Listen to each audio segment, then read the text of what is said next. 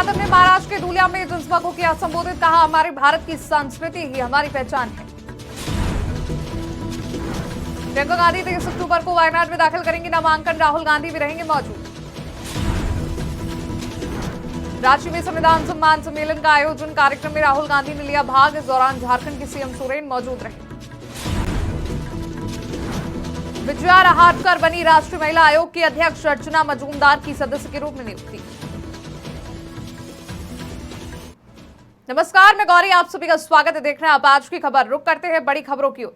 महाराष्ट्र दौरे पर पहुंचे समाजवादी पार्टी के मुखिया अखिलेश यादव ने दूसरे दिन धुलिया में जनसभा को संबोधित किया। सपा प्रमुख अखिलेश यादव ने एक जनसभा को संबोधित करते हुए कहा, हमारे भारत की संस्कृति ही हमारी पहचान रही है। चाहे हम अलग अलग धर्म के रहने वाले लोग हों, लेकिन हमारी खूबसूरती है कि हम मिलकर रह रहे हैं।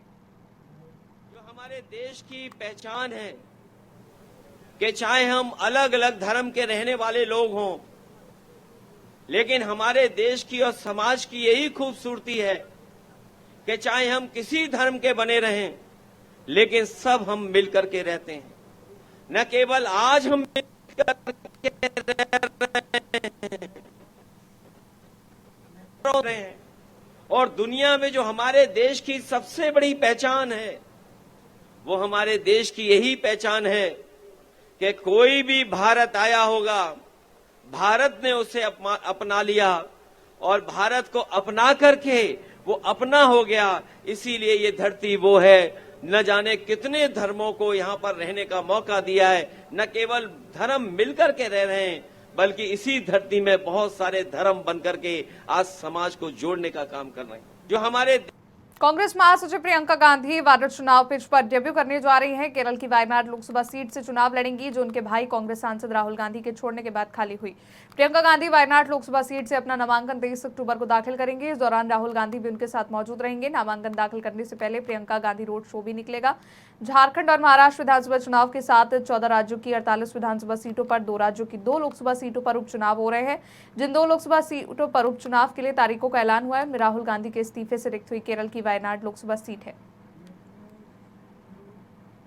झारखंड विधानसभा चुनाव को लेकर गहमागहमी तेज है। राष्ट्रीय पार्टियों के आला नेताओं का झारखंड आने का सिलसिला शुरू हो चुका है। इसको लेकर कांग्रेस सांसद सह लोकसभा में विपक्ष नेता राहुल गांधी रांची में संविधान सम्मान सम्मेलन में शिरकत करने पहुंचे। कांग्रेस सांसद और लोकसभा नेता प्रतिपक्ष राहुल गांधी ने संविधान सम्मेलन कार्यक्रम को संबोधित करते हुए कहा कि जब भाजपा के लोग आदिवासी को वनवासी कहते हैं तो क्या करने की कोशिश कर रहे हैं। आपका जो जीने का तरीका इतिहास विज्ञान है, जिसे हजारों साल से चलाया जा रहा है, उसे वो खत्म करने की कोशिश कर रहे हैं। मैं देख रहा था, वहां पे पोस्टर पे लिखा है संविधान सम्मान सम्मेलन, मगर सच्चाई ये है, सम्मान सम्मेलन तो है, मगर आज संविधान की रक्षा की जरूरत है। सिर्फ सम्मान से बात नहीं बनेगी। हम सम्मान करें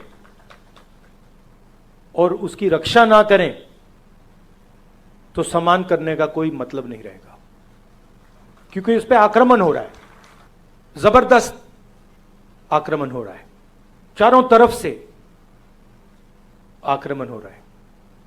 सिर्फ एक व्यक्ति, मोदी जी, अमित शाह जी, सिर्फ 1-2 व्यक्ति आक्रमण नहीं कर रहे हैं, अलग अलग फोर्सेस, अलग अलग शक्तियां इस पर आक्रमण कर रही हैं।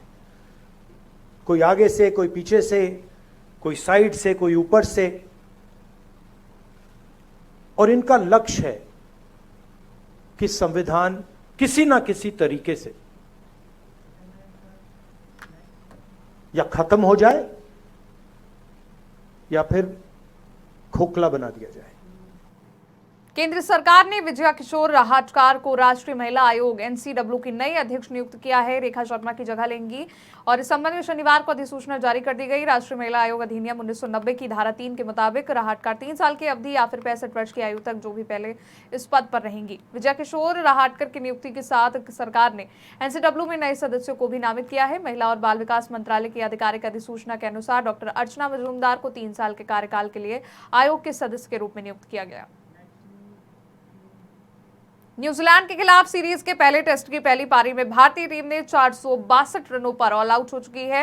भारत ने न्यूजीलैंड के सामने जीत के लिए 107 रनों का लक्ष्य रखा है। ऐसे में माना जा सकता है कि 462 रन के बनाने के बावजूद भारतीय टीम हार के कगार पर आकर खड़ी हो गई है। भारतीय टीम पहली पारी में सिर्फ 46 रनों पर ढेर हो गई थी। भारतीय टीम की दूसरी पारी में 462 रनों पर समाप्त हुई है। सरफराज ने 150 और ऋषभ पंत ने 99 रन बनाकर विकेट खो दिए। इसी तरह भारत ने न्यूजीलैंड के खिलाफ 106 रनों की बढ़त हासिल की और 107 रनों का लक्ष्य निर्धारित किया। चौथे दिन 231 में बटे 3 के स्कोर से खेलने उतरी भारतीय टीम की शुरुआत अच्छी रही, लेकिन सरफराज खान के आउट होने के बाद एक बार फिर डगमगा गया। फिलहाल के लिए इतना ही। देश दुनिया की बड़ी खबरों के लिए देखते रहिए आज की खबर।